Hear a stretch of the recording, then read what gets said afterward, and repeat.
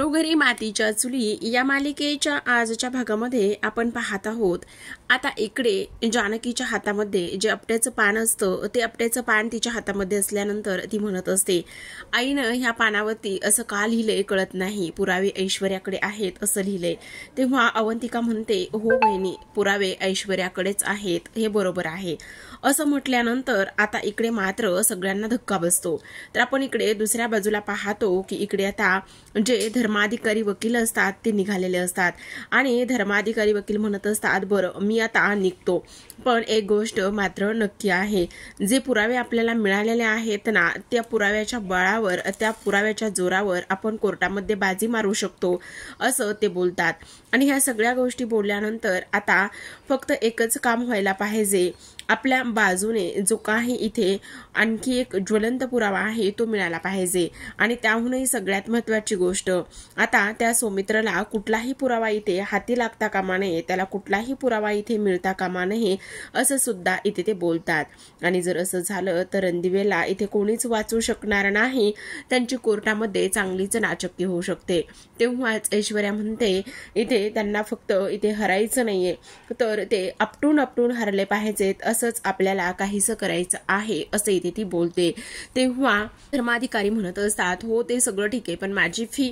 तेव्हाच ऐश्वर्या म्हणत असते, डॅडा असं म्हटल्यानंतर आता सेजी काका धर्माधिकारी वकिलांना फीस देतात। आता त्यांना फी दिल्यानंतर धर्माधिकारी वकील मात्र तिथून जाण्याच्या तयारीतच असतात। आणि तेव्हा लगेचच इकडे ऐश्वर्या म्हणत असते, काही जरी झालं तरी सुद्धा केस आपल्याच बाजूने तिचा निकाल लागला पाहिजे, आणि तेव्हा काय जे काही करायचं आहे ना ते तुम्ही तसंच करा, जसं हवं आहे त्याच गोष्टी इथे झाल्या पाहिजेत असं इथे ते बोलतात। असं म्हणून आता धर्माधिकारी वकील तिथून निघून जातात। तर इकडे सयाजी म्हणत असतात, पण ऐशू ते सगळ्या गोष्टी खऱ्या आहेत, पण मला एका वेगळ्याच गोष्टीची भीती वाटते। डॅडा कसल्या गोष्टीची भीती वाटते तुम्हाला, काय झालेलं आहे, मला काही सांगणार आहात का? तेव्हाच इकडे ते म्हणत असतात, अगं तो मास्कमॅन कोण आहे ना ते समजलं पाहिजे, एकदा का तो मास्कमॅन कोण आहे ही गोष्ट समजली ना तर मग जरा बरंच व्यवस्थित होईल। तेव्हाच ऐश्वर्या म्हणते, तेच तर डॅडा, तो मास्कमॅन कोण आहे काय आहे ना हेच तर आपल्याला समजत नाहीये, पण इथे एक मात्र गोष्ट नक्की आहे की आता एकदा का हे सगळे प्रॉपर्टीचे पेपर मी त्याला देणार आणि त्याच्याकडून पाहिजे तेवढी रक्कम मी घेणार आहे, अजिबात तुम्ही काळजी करू नका असं ऐश्वर्याचं म्हणणं असतं। तर आता आपण दुसऱ्या बाजूला पाहतो की इकडे मात्र जानकी म्हणत असते, ऐश्वर्याकडे पुरावे आहेत म्हणजे तुला कसं माहिती? हो वहिनी, सोमीने ऐश्वर्याला पुरावे दिले आहेत। काय असं म्हटल्यानंतर इकडे जो ऋषी आहे त्याला प्रचंड राग आलेला असतो। हो वहिनी, कारण ऐश्वर्याने मला किडनॅप केलं होतं आणि तेव्हा तिने इथे सोमीला ब्लॅकमेल केलं आणि त्यानंतर त्याने ते इकडे पुरावे ऐश्वर्याला दिले। तेव्हा लगेचच आता इकडे ऋषी सौमित्रची कॉलर पकडतो आणि म्हणत असतो, तुझी हिंमत कशी झाली ह्या सगळ्या गोष्टी अशा करण्याची, तू समजतोस काय स्वतःला? अरे त्या ऐश्वर्याला पुरावे देण्याआधी तू एकदा विचार केला नाहीयेस? तुला ह्या सगळ्या गोष्टी मला सांगाव्याशा वाटल्या नाहीयेत? तेव्हा ऋषिकेशला सगळेजण आवर घालण्याचा प्रयत्न करतात, सगळेजण त्याला थांबवण्याचा प्रयत्न करतात, प्लीज ऋषिकेश थांब जरा, ऋषिकेश थांब जरा असं म्हणत असतात। पण ऋषिकेश कुठे थांबत असतो? नाही, त्याला तर खूपच राग आलेला असतो। तो म्हणत असतो, तुला मी कोर्टामध्ये सुद्धा विचारलं होतं, काही असेल तर तू मला सांग म्हणून, पण तेव्हा सुद्धा इथे तू काहीच बोलला नाहीयेस, का असं केलंस? का तू ते पुरावे ऐश्वर्याला दिलेस? तेव्हा जानकी म्हणते, हे बघा ऋषिकेश, प्लीज जरा शांत बसा ना, आणि तुम्ही ऐकून तरी घ्या सौमित्र भाऊजी काय म्हणतायत ते। तेव्हा लगेचच आता इकडे जानकी म्हणत असते, सौमित्र भाऊजी का केलं तुम्ही हे सगळं काही, का अशी वागलात, का ऐश्वर्याला तुम्ही पुरावे दिलेत? तेव्हाच इकडे आता अवंतिका म्हणते, यात सोमीची काही चूक नाहीये, खरं तर त्या दिवशी ऐश्वर्याने आमची गाडी अडवली जेव्हा आम्ही बाहेर गेलो होतो, आणि तिने गाडी अडवल्यानंतर इथे तिने मला किडनॅप केलं। बोल ऋषिकेश, बोल सौमित्र, बोल, तू हे सगळं का आणि कशासाठी केलेलं आहे? तुझी हिंमत कशी झाली ह्या सगळ्या काही गोष्टी अशा करण्याची? आणि इकडे किती दिवस आमच्यापासून ह्या सगळ्या गोष्टी इथे तू लपवणार होतास? का केलंस असं? तू का वागलास असा?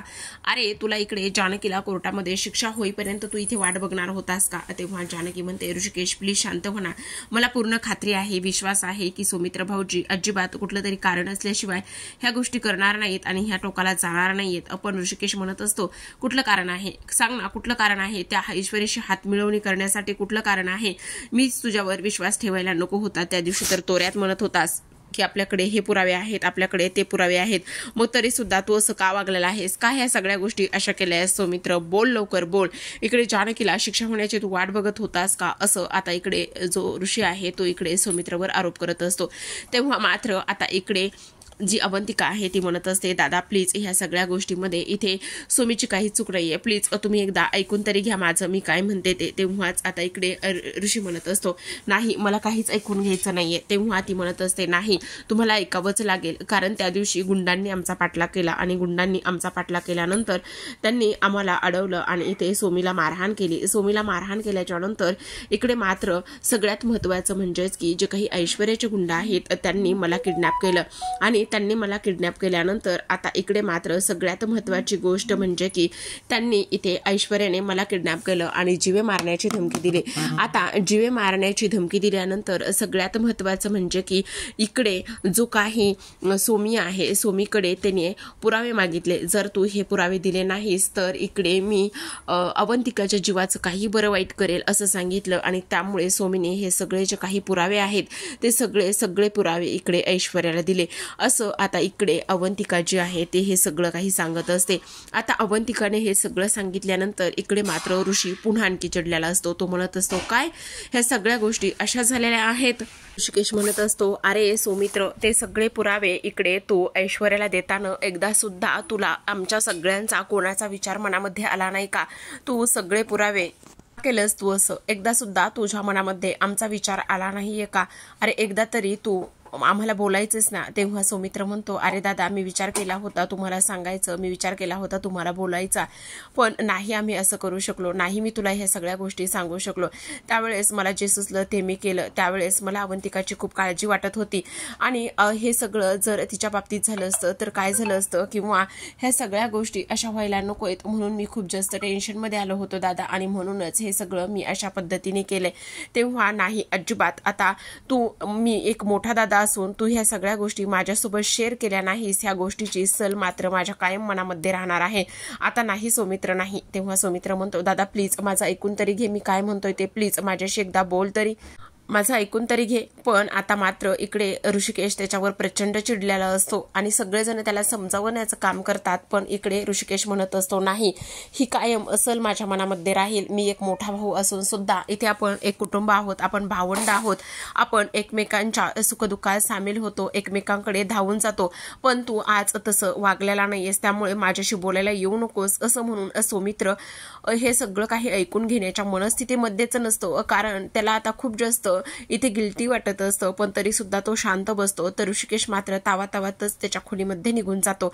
आता इकडे लगेचच आपण पाहतो की जी जानकी आहे ती इकडे सौमित्राला म्हणते सौमित्र भाऊजी तुम्ही जे वागलात ना ते मला अजिबात पटलं नाही. मान्य आहे की इथे अवंतिकाला तिने किडनॅप केलं होतं आणि तुम्ही जर हीच गोष्ट आम्हाला सांगितली असती तर आपण त्यावर काहीतरी तोडगा काढला असता. सगळ्यात महत्त्वाचं म्हणजे तुम्ही जे अवंतिकासाठी केले ते बरोबर केले, त्यात काही चूक नाहीये. पण त्यानंतर सुद्धा कोर्टामध्ये जाताना त्याआधी तुम्ही जर काही सांगितलं असतं तर काहीतरी केलं असतं. त्याहूनही सगळ्यात महत्त्वाची गोष्ट म्हणजेच की घरी आल्यावर आपण प्रॉपर्टीचे पेपर आणि त्याबरोबर पुरावे घरामध्ये घरभर शोधत होतो, तरी सुद्धा तुम्ही ती गोष्ट इथे कोणालाच सांगितली नाही. त्यामुळे मला सुद्धा खूप वाईट वाटलेलं आहे. तेव्हा इकडे ऋषिकेशचा नका एवढा विचार करू, मी त्याला समजावेल. पण सौमित्र म्हणतो नाही वहिनी आता तो कोणाचंच ऐकेल असं मला वाटत नाही, कारण तो माझ्यावर खूप चिडलेला आहे, मी त्याला खूप दुखावलेला आहे. तेव्हा जानकी म्हणते दुखावले तर मी सुद्धा आहे, पण एक गोष्ट मात्र कायम लक्षात ठेवा, आपण सगळे कुटुंब आहोत आणि आपलं कुटुंब एकत्र राहण्यासाठी आपण बऱ्याच काही गोष्टी इथे करतो, एकमेकांचे सुख दुःख वाटून घेत असतो. मग आता हे सगळं काही एवढ्या बाबतीत झालं तर आम्ही तुम्हाला साथ दिली नसती हे तुम्ही असं कसं समजून घेतलं? असं नव्हतं करायला पाहिजे. सौमित्र भाऊजी तुम्ही असंच आता इकडे जानकी म्हणत असते. पण तुम्ही नका काळजी करू, मी बोलते तुमच्या दादाशी आणि ते नक्कीच त्यांचा राग थोड्या वेळा गेल्यानंतर लगेच त्यांचा राग निवळेल असं सुद्धा जानकी बोलत असते.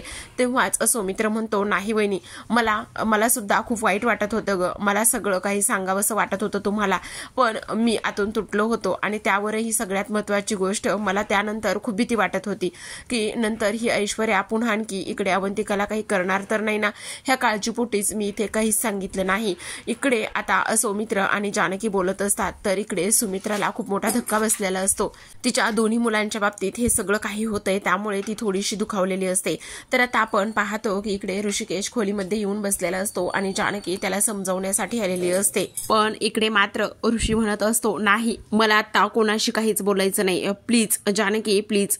तेव्हा जानकी म्हणत असते, हो ऋषिकेश, मला कळतंय तुमच्या मनाची अवस्था, पण तुम्हाला एक गोष्ट सांगू का, हे बघा, आता आपण इथे खंबीरपणे उभे राहणं खूप जास्त महत्त्वाचं आहे आणि सगळ्यात महत्त्वाची गोष्ट म्हणजेच की हे बघा, सौमित्र भाऊजी चुकलेत, पण जरा विचार करा ना, अवंतिकाच्या जागी मी असते आणि सौमित्र भाऊजींच्या जागी तुम्ही असता आणि ऐश्वर्याचे गुंड मला किडनॅप करून घेऊन गेले असते आणि तुमच्याकडे ह्या सगळ्या गोष्टींची मागणी केली असती तर तुम्ही काय केलं असतं. तेवढ्यात लगेचच आता ऋषिकेश म्हणत असतो, जानकी काय बोलतेस तू हे. तेव्हाच जानकी म्हणते, हो ऋषिकेश, जर ही गोष्ट मी बोलले तर तुम्हाला सहन सुद्धा होत नाही, तर मग तसंच सौमित्र भाऊजींच्या बाबतीत सुद्धा झालेलं आहे ना, मग त्यांना सुद्धा ही गोष्ट सहन झाली नसेल ना, आणि त्यांनी सुद्धा त्यावेळेला त्यांना जे योग्य वाटतं त्याच गोष्टी त्यांनी इथे केलेल्या आहेत. त्यामुळे प्लीज तुम्ही थोडंसं शांत व्हा आणि प्लीज ह्या सगळ्या गोष्टींचा विचार नका करू ना, असं जानकी इथे बोलत असते. तेव्हा एक गोष्ट मात्र लक्षात ठेवा, हे बघा, त्या ऐश्वर्याला काय हवंय की त्या ऐश्वर्याला फक्त तुम्हा भावंडामध्ये फूट पाडायची आणि त्यामुळेच तिने ह्या गोष्टी केल्यात. पण तेव्हा ऋषिकेश म्हणतो, अगं जानकी, हे सगळं खरंय, त्याने इकडे अवंतिकाला किडनॅप केलं ते ठीक आहे, पेपर दिले ते ठीक आहे, पण त्याने नंतर सुद्धा आपल्याला ह्या गोष्टी सांगितल्या नाही येतं. तेव्हा जानकी म्हणते, हो, ते तर त्यांचं चुकलेलंच आहे, पण आता हे बघा, ते चुकलेत म्हणून आपण असा अबोला धरायचा नाहीये. आपण सगळं कुटुंब एक आहोत आणि आपण सगळे कुटुंब एक असल्या कारणाने सगळ्यात महत्त्वाची गोष्ट तुमच्या लक्षात येते का ऋषिकेश. हे बघा, असं एवढं खचून जाऊ नका प्लीज, मी काय म्हणते ते नीट तुम्ही ऐकून घ्या एकदा. त्या ऐश्वर्याला तुम्हा सगळ्या भावंडाचं एकीचं बळ दाखवायचं आहे आणि तुम्हा त्या ऐश्वर्याला सगळ्या भावंडाचं एकीचं बळ दाखवल्यानंतर सगळ्या गोष्टी इथे करायच्या आहेत. त्या ऐश्वर्याला इथे आपल्याला नमतं पाडायचंय. त्या ऐश्वर्याला एक गोष्ट आपल्याला दाखवून द्यायची आहे की काही जरी झालं तरी सुद्धा आपण एकच आहोत आणि एकीचं बळ किती आहे हे आपल्या सगळ्या तिला दाखवायचं आहे, समजलं. तेव्हाच आता इकडे ऋषिकेश म्हणत असतो, अगं जानकी, ते सगळं खरं आहे, पण आता मात्र आपण पुरावे कसे शोधणार आहोत, काय करणार आहोत हे कळत नाही.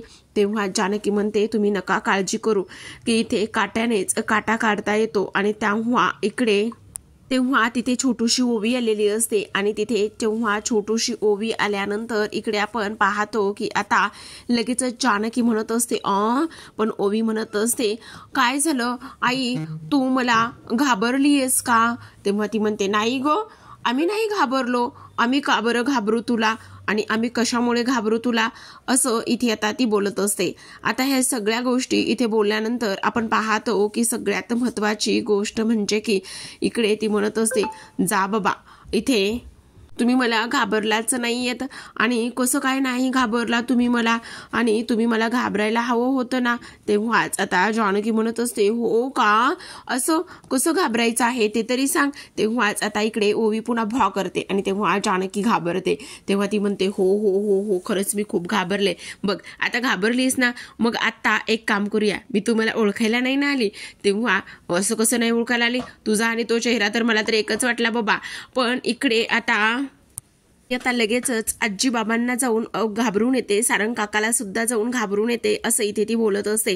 त्याबरोबर आपण पाहतो की इकडे आता जी जानकी आहे ती इकडे ऋषिकेशला म्हणत असते, ऋषिकेश, तुमच्या एक गोष्ट लक्षात येते का, मास्कमॅनकडे आई आहे आणि ऐश्वर्या आणि मास्कमॅन एकत्र आहेत. म्हणजे इकडे तुम्ही मास्कमॅनला पाहिलंय ना, पण तो कसा दिसतो, काय दिसतो, ह्या तर गोष्टी पाहिल्याच नाहीत ना. मग सगळ्यात महत्त्वाची गोष्ट तुमच्या एक लक्षात येते का, बघा ना, आता मात्र आपण आता आपला प्लॅन वर्क करायचा, आता आपल्याला पुरावे मिळतील आणि सगळंच मिळेल असं इथे ती बोलत असते. तेव्हा इकडे आता ऐश्वर्या आणि सयाजी काका बोलत असतात.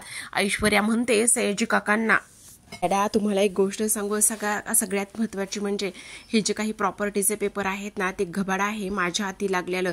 आता त्या सारंगला घटस्फोट देणार आणि त्या सारंगला घटस्फोट दिल्यानंतर त्या रणदिव्यांकडून हे खूप मोठी प्रॉपर्टी मी इथे मिळवणार असं इथे आता ती बोलत असते.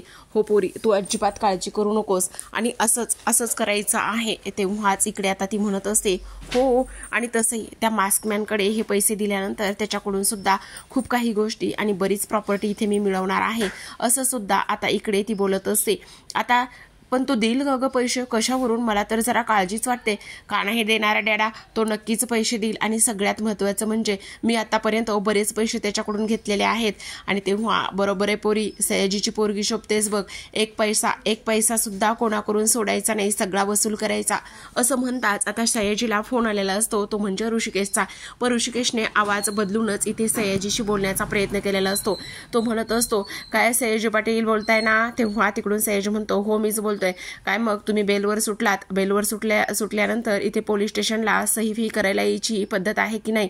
तेव्हा सयाजी म्हणतो तू कोणाशी बोलतोय हे ध्यानात आहे का तुझ्या? सयाजीशी बोलतोय. हो सगळं खरंय, मी सयाजी काकांशीच बोलतोय, पण सगळ्यात महत्त्वाचं म्हणजे इथे पोलीस स्टेशनला सही करायला यावं लागणार आहे, नाहीतर तुम्हाला असं कुठेही फिरता येणार नाही. आता असं म्हणूनच फोन ठेवला जातो. तेव्हा ऐश्वर्या म्हणते काय झालं डॅडा, कोणाचा फोन होता? अगं पोलीस स्टेशनमधून फोन होता आणि पोलीस स्टेशनमधून फोन असल्या कारणाने इथे ते म्हणत होते सही करायला आतापर्यंत का आला नाहीत म्हणून. आणि तेव्हा सगळ्यात महत्त्वाचं म्हणजे आता इकडे ऐश्वर्या म्हणते हे बघा डॅडा प्लीज पॅनिक होऊ नका, उगाचच नाही ती रिस्क इथे घेऊ नका, तुम्हाला पोलीस स्टेशनमध्ये गेलं पाहिजे आणि सही केलीच पाहिजे, नाहीतर उगाचच आपण गोत्यात येऊ असं इथे ती बोलत असते. तेव्हा आपण पाहतो की इकडे सयाजी म्हणत असतात अगं ऐशू पण तू घरामध्ये एकटीच आहेस ना, मग घरामध्ये एकटी असताना मी कशी अशी सही करायला जाऊ शकतो? तेव्हाच इकडे आता ती म्हणत असते डॅडू नका तुम्ही माझी काळजी करू, मी सयाजीची मुलगी आहे, माझ्याकडे कोणी वाईट नजरेने पाहण्याची एवढी कोणाची हिंमत आहे, तुम्ही नका काळजी करू. आता इकडे सयाजी काका पोलीस स्टेशनला जाणार असतो तर आपण पाहतो की आता इकडे लगेच जो काही सौमित्र आहे तो ऋषिकेशला म्हणत असतो दादा एकतर काम झालेलं आहे, आता फक्त ऐश्वर्याला त्या ठिकाणी बोलवायचं आहे. तेव्हा लगेचच आता ऋषिकेश म्हणतो ते सुद्धा काम मी करून ठेवलेलं आहे, एव्हा तिच्यापर्यंत चिठ्ठी जाऊन पोहोचली सुद्धा असेल. असं म्हणता क्षणी आता ऐश्वर्याच्या दाराची बेल वाजते, ती दरवाजा ओपन करायला जाते पण बाहेर कोणीच नसतं. आता थोडीशी पुढे चालत येते आणि तेव्हा पाहते तर काय इथे पायापाशी एक बॉक्स लागलेला असतो. तेव्हा ती लगेचच तो बॉक्स उचलून हातामध्ये घेते. आता हा बॉक्स कसला आहे असा विचार करते आणि बॉक्स ओपन केल्यानंतर त्यामध्ये एक चिठ्ठी असते आणि त्यामध्ये असलेली चिठ्ठी ती वाचायला घेते. तेव्हा त्या चिठ्ठीमध्ये असं लिहिलेलं असतं की आत्ताच्या आत्ता जे काही पुरावे आहेत ते इथे मंदिराच्या बाहेर मागे तू घेऊन ये असं म्हटल्यानंतर आता इथे ऐश्वर्या म्हणते हा मास्क मॅन पण ना मूर्खच आहे, खरंच आता ह्याला पुराव्याचं काय करायचं आहे आणि पुरावे ह्याला कशाला हवेत मला तर काहीच कळत नाही, पण असू देत ना, हा थोडासा सर्किट डोक्याचाच आहे, उगाचच मी ह्याला नाही ते प्रश्न विचारत बसत नाही, जाते पुरावे घेऊन असा ऐश्वर्या विचार करते आणि त्यानंतर मनातच बोलत असते पण आता जर मी ह्याला पुरावे दिले तर बाकीचे राहिलेले पैसे पण तिथे गेल्यानंतरच बाकीचे पैसे सुद्धा मागता येतील ना असा सुद्धा विचार तिच्या मनामध्ये येतो. आता प्रेक्षकांनो आजच्या भागामध्ये एवढंच, उद्याचा भाग खूपच इंटरेस्टिंग असतो. आता ह्या सगळ्या लोकांनी ही व्यवस्थित सेटिंग लावलेली असते पण ही सेटिंग लावल्यानंतर आता इकडे जी ऐश्वर्या आहे ती पुरावे तिथपर्यंत घेऊन पोहोचलेली असते. आता पुरावे तिथे घेऊन पोहोचल्यानंतर जानकीच्या हातामध्ये बंदूक असते आणि तिने ऐश्वर्याच्या डोक्यावर रोखलेली असते. ऐश्वर्या म्हणत असते हे पुरावे मी तुला देणार आहे पण माझ्या पैशाचं काय, जर हे पुरावे मी तुला दिले आणि तू जर मला पैसे नाही दिले तर मग काय करणार आहेस असं ऐश्वर्या बोलत असते. तेव्हाच जानकी अगदीच त्या मास्कमॅनचा आवाज काढूनच बोलत असते. आता ती म्हणत असते ऐश्वर्या तू काळजी करू नकोस. ऐश्वर्या तर खरं म्हणत असते हे पुरावे आणि ही फाईल माझ्यासाठी खूप जास्त महत्त्वाची आहे, त्यामुळे ही कोणाच्याही हातामध्ये देता कामा नये आणि कोणालाही लागता कामा नये, हे समजलं तुम्हाला असं बोलल्यानंतर आता इकडे लगेचच ते काही जानकीच्या हातामध्ये असलेल्या पैशाची बॅग ती ऐश्वर्याकडे फेकते आणि ते पुरावे इकडे जानकीच्या हातामध्ये पाहत घेत असते. तर आता इकडे जानकीने लगेचच ऐश्वर्यावर बंदूक रोखून धरलेली असते. तेवढ्यातच आता ऐश्वर्याचा फोन वाजतो आणि ऐश्वर्याचा फोन वाजल्याबरोबर आता ती म्हणत असते असते हा फोन आलेला आहे आणि तेव्हा लगेचच तिकडून मास्कमॅन बोलत असतो, पुराव्याची फाईल कुठे आहे, आत्ताच्या आत्ता माझ्याकडे तू पुराव्याची फाईल घेऊन ये असं म्हटल्यानंतर आता इकडे ऐश्वर्या मनामध्येच बोलत असते, इकडे मास्कमॅन माझ्याशी बोलत आहे तर मग ही समोर असलेली व्यक्ती कोण आहे. पण आतापर्यंत इथे जानकीच्या हातामध्ये पुरावे आलेले असतात आणि जानकीच्या हातामध्ये पुरावे आल्यानंतर इकडे मात्र चांगलीच ऐश्वर्याला तिने टुडली दिलेली असते. तर आता इकडे लगेचच ती फोन ठेवते आणि समोर जानकी असते. जानकीने स्वतःच्या चेहऱ्यावर असलेला मास्क टोपी सगळं बाजूला केलेलं असतं आणि तेव्हा लगेचच ऐश्वर्या म्हणत असते, जानकी तू. तर आता प्रेक्षकांनो इथे खरंच जानकी ती पुराव्याची फाईल घेऊन गायब होईल का, आता मास्कमॅन ऐश्वर्यासोबत काय करेल हे पाहणं खूपच इंटरेस्टिंग आणि रंजक असतं. तर पाहत रहा घरोघरी मातीच्या चुली या मालिकेचे असे छान छान भाग. भेटूयात पुढील भागामध्ये, तोपर्यंत धन्यवाद.